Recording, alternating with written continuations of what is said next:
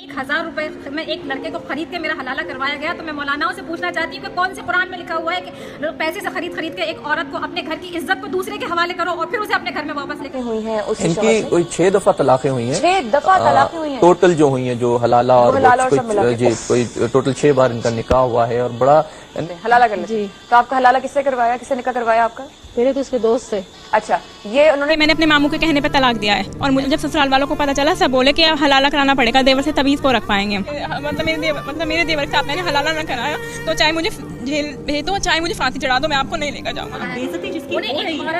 एक आदमी को पैसा चाहिए और एक औरत का जिस्म चाहिए और इस हलाले के बदनुमा दाग जिसपे औरत को ही चलना पड़ता है, उससे इन मौलानाओं को दोनों चीजें मिल रही है, पैसा भी मिल रहा है और औरत भी।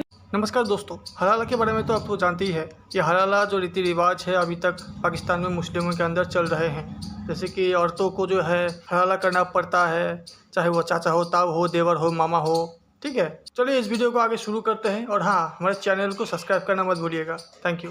1000 रुपए में एक लड़के को खरीद के मेरा हलाला करवाया गया। तो मैं मौलानाओं से पूछना चाहती हूँ कि कौन से कुरान में लिखा हुआ है कि पैसे से खरीद के एक औरत को अपने घर की इज्जत को दूसरे के हवाले करो और फिर उसे अपने घर में वापस लेकर आओ। क्या यही इन लोगों का ज़मीर है? क्या यही इन लोगों की इज्जत है जिसे सरेआम अपने घर की इज्जत को नीलाम कर दें?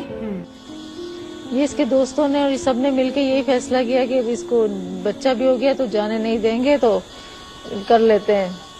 क्या कर लेते हैं? हलाला कर लेते हैं। जी। तो आपका हलाला किससे करवाया, किससे निकाह करवाया आपका? मेरे तो उसके दोस्त से। अच्छा, ये उन्होंने नियत करके करवाया था? जी, नियत की कि आपसे दोबारा निकाह करेंगे, लेकिन पहले अपने दोस्त से आपकी निकाह करवा दिया। जिस दोस्त से आपका निकाह हुआ था उनके साथ आप कितने अरसे रही?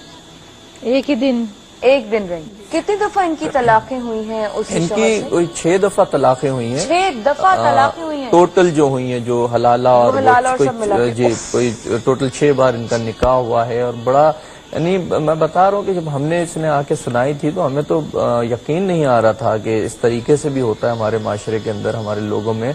और जो सबसे बड़ी जो अफसोस की बात थी, जो दुख की बात थी, वो ये थी कि वो साहब जो थे वो खुद लोगों को नमाज पढ़ाते थे, लोगों को दर्स देते थे और लोग धोखे में थे उनके। हलाला पे आपको तलाक दे दिया? मैंने बोला कि आज चलते हैं, 1 हफ्ता हो गया है, तो उन्होंने बोला नहीं कल जाएंगे। जस्ट इतनी बात पे उन्होंने कहा तलाक तलाक तलाक वर्ड बोल दिया। और फिर बाद में कहते हैं कि मैंने अपने मामू के कहने पे तलाक दिया है और मुझे वापस मेरे ससुराल लेकर आ गए। और ससुराल में ला के जब ससुराल वालों को पता चला सब बोले कि अब हलाला कराना पड़ेगा, देवर से तभी इसको रख पाएंगे। आपके पति आपसे अभी क्या कहते हैं? अभी भी वो आपको वैसा ही झूठा दिलासा कहते हैं? घर में मतलब मेरे देवर के साथ मैंने हलाला ना कराया तो चाहे मुझे जेल भेज दो, चाहे मुझे फांसी चढ़ा दो, मैं आपको नहीं लेकर जाऊंगा। अब उन्होंने काउंसलिंग में साफ ओपनली सबके सामने बोल दिया है। उन्होंने पुलिस के सामने भी यही बोला है कि हलाला कराओ तो लेकर जाएंगे। मतलब आपके पास उन्होंने कोई विकल्प नहीं छोड़ा है।